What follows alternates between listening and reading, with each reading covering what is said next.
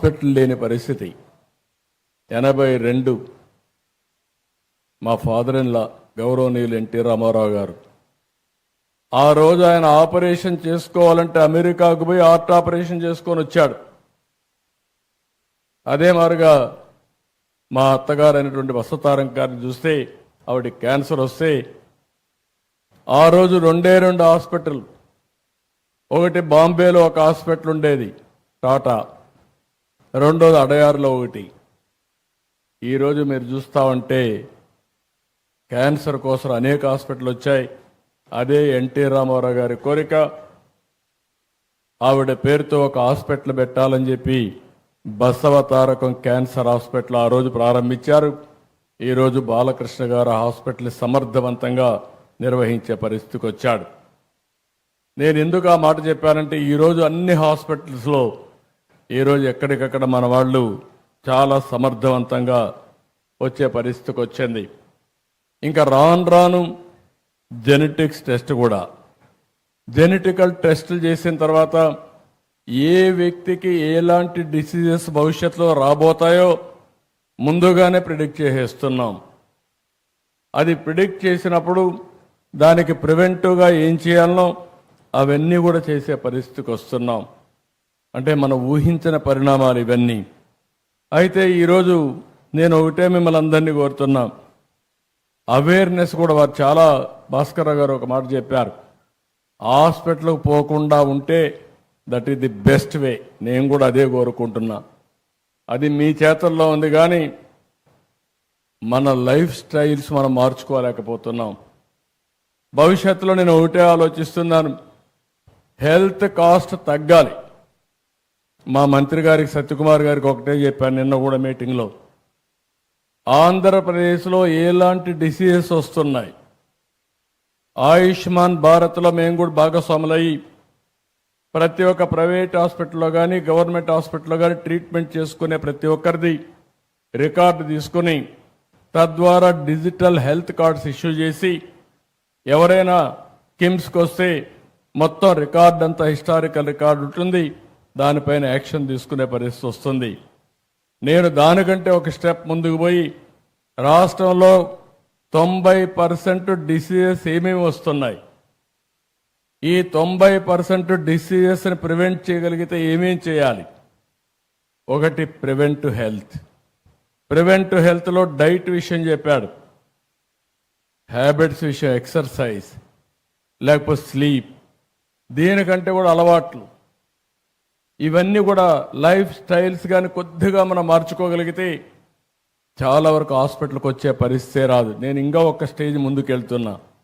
మీరు తినే ఫుడ్ కూడా నేచురల్ ఫుడ్ ఉండాలని ప్రపంచంలోనే నేచురల్ ఫార్మింగ్ నెంబర్ 1 ఏ రాష్ట్రం అంటే దానికి చిరునామాగా ఆంధ్రప్రదేశ్ తయారవుతుంది, తయారు చేస్తున్నాం. ఒకసారి నేచురల్ ఫుడ్ వచ్చినప్పుడు నేను మాటల్లో చెప్పడం లేదు, టెక్నాలజీ వల్ల ట్రేసబిలిటీకి వస్తున్నాం. అంటే నువ్వు తినే ఫుడ్ ఒకసారి క్యూఆర్ కోడ్లో స్కాన్ చేసుకుంటే ఏ ఫామ్ నుంచి వచ్చింది, ఏం ప్రాసెస్ ఉపయోగించారు, ఎవ్రీథింగ్ డీటెయిల్స్ ఉంటాయి. దానికి ప్రూఫ్ ఆఫ్ కాన్సెప్ట్ కింద సర్టిఫికేషన్ ఉంటుంది. అంటే ఇది కరెక్ట్గా ఆర్గానిక్ ఫుడ్, ఇది నేచురల్ ఫుడ్ అని సర్టిఫికేషన్ ఉంటుంది, ట్రేసబిలిటీ ఉంటుంది. దీన్ని కూడా ప్రమోట్ చేసే పరిస్థితికి వచ్చాం. రెండోది, మనం వాడే పీల్చే గాలి, అందరం కూడా కలుషితమైన వాతావరణంలో బ్రతుకుతున్నాం. అందుకే ప్రధానమంత్రి గారు అన్నారు 500 గిగాబిట్ గ్రీన్ ఎనర్జీకి ముందుకు పోతున్నామని. అందులో 160 గిగాబిట్ అంటే 1/3 దేశంలో ప్రొడ్యూస్ చేసే గ్రీన్ ఎనర్జీ ఆంధ్రప్రదేశ్లో ప్రొడ్యూస్ చేయబోతున్నామని చెప్పి కూడా నేను మీకు తెలియజేస్తున్నా. దీనివల్ల లాభాలు ఏమిటని మీరు ఆలోచిస్తే, ప్రతి ఒక్క ఇంటి పైన సోలార్ ఉత్పత్తి చేసుకునే పరిస్థితి వస్తుంది. దానిపైన మా గ్రిడ్ అంతా కూడా డిమాండ్ సప్లై కింద పనిచేస్తాం. పేదవాళ్ళకి ఇది ఎంతో ఉపయోగపడుతుంది. కరెంటు ఛార్జీలు కట్టే పని ఉండదు. ఒకవేళ అదనంగా కరెంటు ఉత్పత్తి చేస్తే మీరు గ్రిడ్కి ఇవ్వచ్చు. మళ్ళీ అవసరమైతే సాయంత్రం పూట మీకు కరెంటు లేకపోతే మళ్ళీ మీకు కరెంటు ఇస్తాం. ఈ విధంగా ఎక్కడికక్కడ బ్యాలెన్స్ చేయడానికి ముందుకు పోతున్నాం. నా ఆలోచన ఒకటే, వీలైనంత తొందరలో పెట్రోల్ డీజిల్ వాడకుండా ప్రతి ఒక్కరూ ఎలక్ట్రికల్ వెహికల్స్ వాడే రోజు రావాలని, మీ ఇంట్లోనే మీరు ఛార్జ్ చేసుకునే పరిస్థితి రావాలని చెప్పి మనస్ఫూర్తిగా ఆకాంక్షిస్తున్నా. దానికి కూడా శ్రీకారం చుడతాం. దీనివల్ల ఎయిర్ పొల్యూషన్ టోటల్గా కంట్రోల్ అయ్యే పరిస్థితి వస్తుంది. ఫుడ్ కంట్రోల్ చేయగలిగితే చాలా బెనిఫిట్స్ వస్తాయి. అదే మాదిరిగా మా నారాయణ గారు ఇక్కడే ఉన్నారు, ఆయనకి చెప్పాను, మొత్తం గార్బేజ్ అంతా క్లీన్ చేయడం కానీ, నగరాల్ని పరిశుభ్రంగా పెట్టే బాధ్యత అటు మున్సిపల్ అడ్మినిస్ట్రేషన్ పైన ఉంది. అది సాలిడ్ వేస్ట్ మేనేజ్మెంట్ కావచ్చు, లిక్విడ్ వేస్ట్ మేనేజ్మెంట్ కావచ్చు, పరిశుభ్రత కావచ్చు. ఇవన్నీ చేయగలిగితే కిమ్స్ మీరు చూస్తే 25 ఏళ్ళు, హైదరాబాద్ మీరు చూస్తే 25 ఏళ్ళు.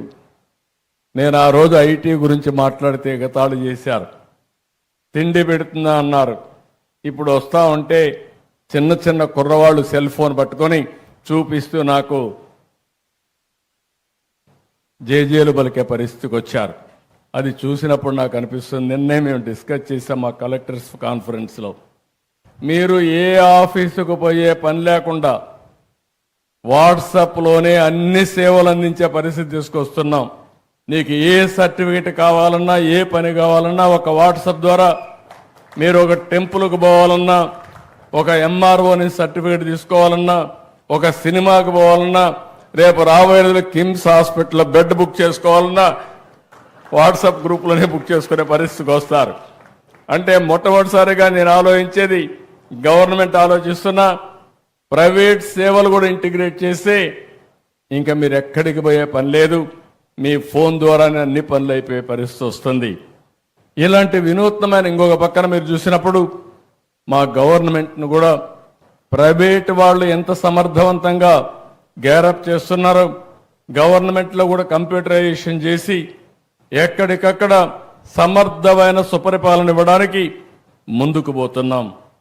అందుకే నేను ఒక మాట చెప్పాను, నేను చేసే పని 2047 స్వర్ణాంధ్రప్రదేశ్, నరేంద్ర మోడీ గారి విధానం వికసిత్ భారత్ 2047. స్వర్ణాంధ్రప్రదేశ్ వికసిత్ భారత్కి అనుసంధానం చేసుకుంటూ ముందుకు పోవాల్సిన అవసరం ఉంది.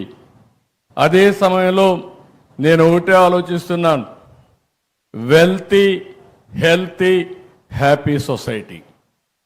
ప్రతి ఒక్క వ్యక్తి డబ్బులు ఉండాలి, ఆరోగ్యంగా ఉండాలి, ఆనందంగా ఉండాలి.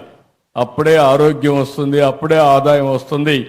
ఈ మూడు కూడా కలుపుకొని అలాంటి సమాజాన్ని క్రియేట్ చేయడం కోసం ముందుకు పోతున్నామని చెప్పి కూడా నేను మీకు తెలియజేస్తున్నా. అందుకనే ప్రభుత్వంలో కూడా మొత్తం డేటా తీసుకున్న తర్వాత మెడికల్ కాస్ట్ ఎట్ట తగ్గించాలని ఆలోచిస్తున్నాం. ఈరోజు పేద కుటుంబాలన్నీ చితికిపోతున్నాయి. ఓసారి బాధేస్తుంది, ఓసారి ఆరోగ్యం మాట్లాడుతున్నాం, ప్రోగ్రెస్ చూసి ఆనందపడుతున్నాం. ఓసారి ఒక్కొక్క పేషెంట్కి 60 లక్షలు, 70 లక్షలు, ₹1,00,00,000 మెడికల్ బిల్లు వచ్చే పరిస్థితి వస్తూ ఉంది.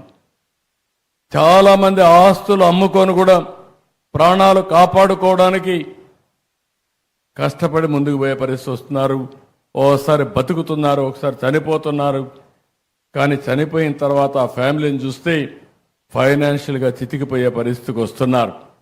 ఇవన్నీ దృష్టిలో పెట్టుకొని ఎలాంటి మెకానిజం మనం తీసుకురాగలుగుతాం, పేదవాళ్ళ ఆరోగ్యాన్ని ఏ విధంగా కాపాడుతాం, అందరికీ ఆరోగ్య ఖర్చుల్ని ఏ విధంగా తగ్గించగలుగుతామో దీనిపైన మేధావులందరూ ఆలోచించాల్సిన అవసరం ఉంది.